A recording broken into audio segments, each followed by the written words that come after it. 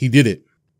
After 20 NBA seasons, 1,410 games, 53,733 minutes, and 27,827 field goal attempts, LeBron James passed Kareem Abdul-Jabbar for the most points scored in NBA history. A statistical feat that's so impressive that it practically speaks for itself, as Kareem has held this record for nearly 40 years, and the only player who has come close is Karl Malone, and even after he played nearly 1,500 games in 20 seasons, he still fell over 1,000 points shy of breaking the record. The level of dominance, excellence, consistency, longevity, and overall scoring impact to be put in these conversations in and of itself is historic, and it should never be taken for granted. And it's important to acknowledge that, because what we are watching is not only greatness, it's not only historic, but I would dare call it impossible. And I say that because when you look deeper into the details, what you will quickly realize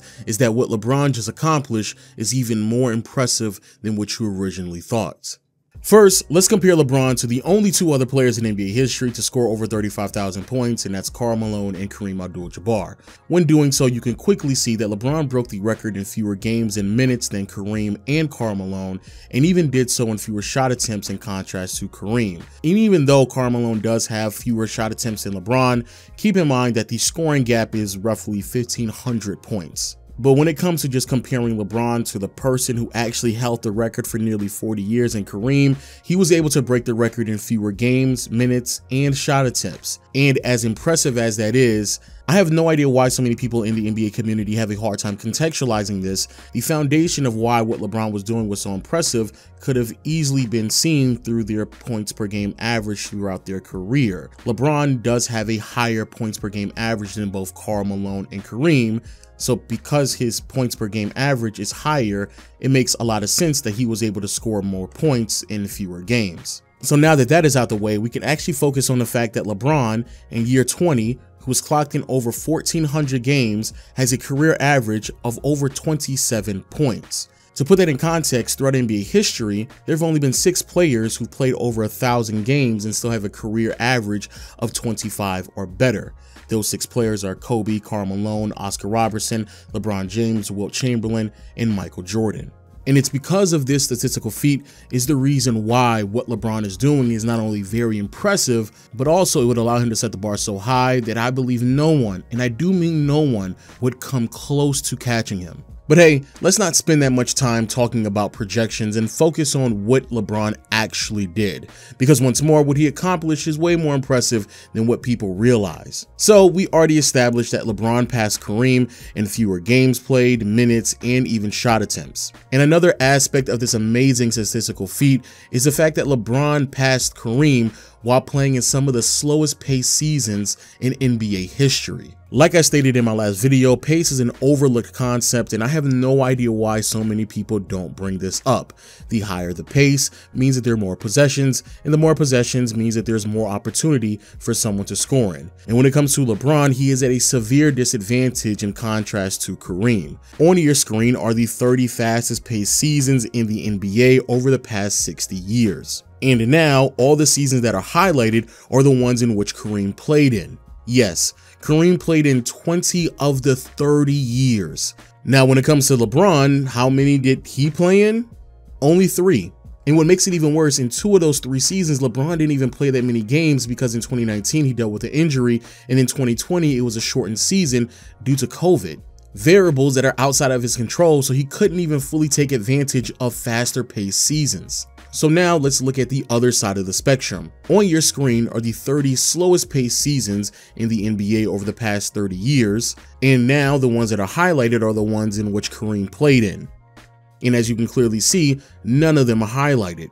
But now, here are the years in which LeBron played in.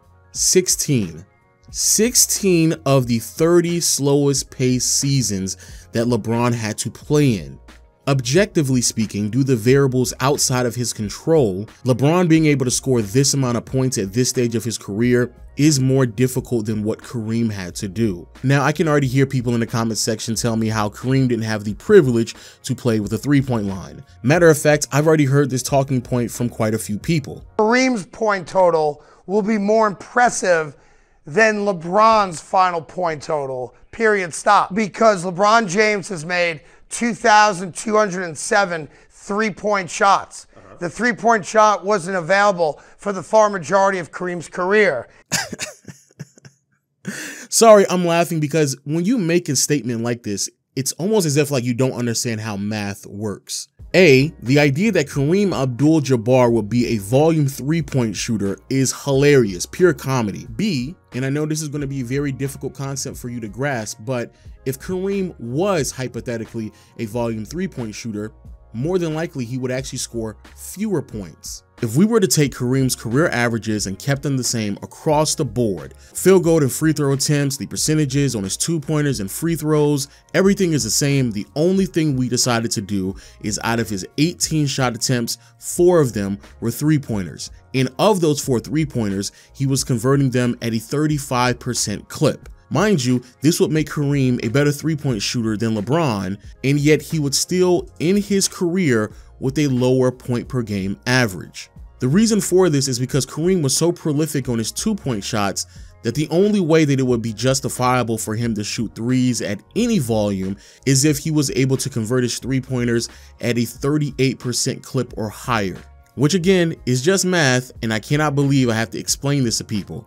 But even if that's not suffice for you, we can go to LeBron, look at all of his two-pointers, three-pointers, and free throws that he made throughout his career, turn all of his three-pointers into two-pointers, and keep his percentages across the board the exact same, total up the points, divide it by how many games he has played so far in his career, and you would clearly see that even if I turn all of the three-pointers that LeBron made in his career into two-pointers, that he would still have a higher point per game average for his career, thus meaning that he would score more points in fewer games than Kareem.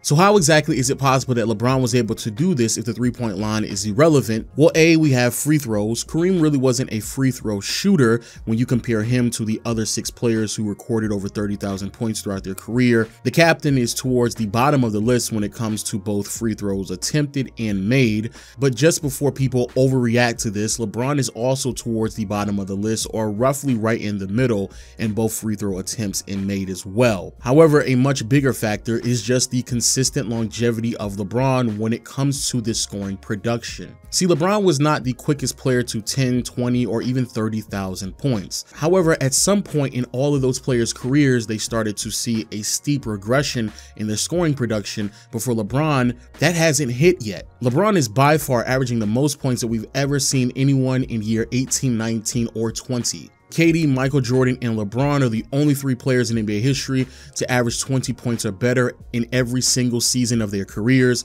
LeBron holds the record for the most 25 point per game seasons.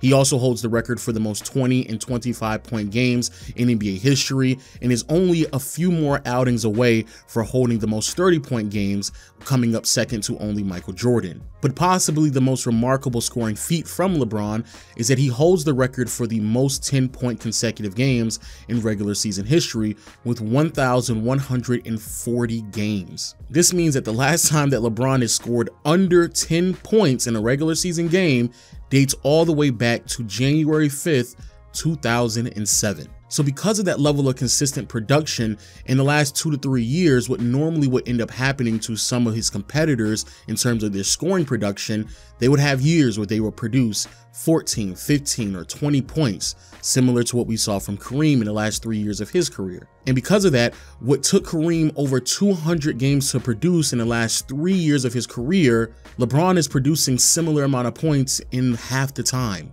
And because of the factor that LeBron is not seeing any noticeable regression in his scoring production, it's the reason why I can confidently tell you that LeBron will be able to comfortably pass the 40,000 mark. Looking at how he is scoring now, and even if he sees a slight regression in the next 2 more seasons, LeBron will be able to pass 40,000 points in the next season and a half. And depending on how much longer he wants to play, I could also see him pass the 45,000 mark as well. And yes, that sounds insane. It sounds crazy. It sounds impossible. But who would have ever thought that in year 20, at the age of 38, LeBron would still be averaging 30 points per game? And even with all of that being said, none of that takes into consideration that LeBron, unlike his scoring peers, still had a very prominent playmaking role throughout his career. So he wasn't privileged to have his focus be heavily tailored to just scoring like MJ, like Malone, like Kobe Bryant. He also had the responsibility to play make and set up his teammates as well, which resulted in him being top 5 in all-time assists. Also, we haven't even talked about postseason scoring. Not only does LeBron hold the record for the most points in playoff history,